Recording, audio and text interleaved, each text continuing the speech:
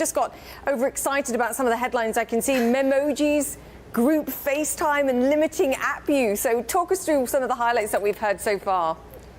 Well, investors are excited, Julia. I'm glad you're excited, but nothing too surprising. All of this very much in line with what Bloomberg has reported. Perhaps one of the most significant announcements so far is these new features that Apple has introduced to help monitor our tech addiction, or moderate tech addiction, if you will. There's a new screen time monitoring feature, which will tell you just how much time you're spending on each of the apps.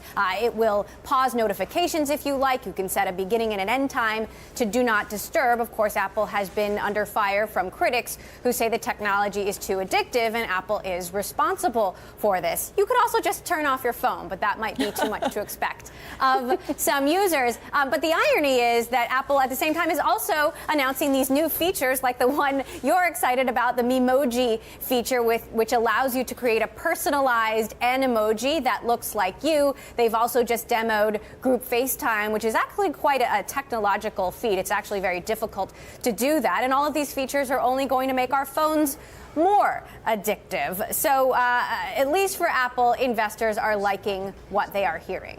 So far, so good. And of course, Apple was pushed by some of its investors, including Jana Partners and CalSTRS, to do more when it comes to fighting the smartphone addiction. Compare and contrast how Apple is resolving this, or at least addressing this, to say how Microsoft, Amazon, or Alphabet are doing this. Because some people say that addressing smartphone addiction is less of an existential threat to Apple than it is to those software companies. Well, interesting you mentioned Alphabet in particular, Scarlett, because Google did this very same thing just a few weeks ago at its own developers conference, announced these monitoring tools, if you will, these notification,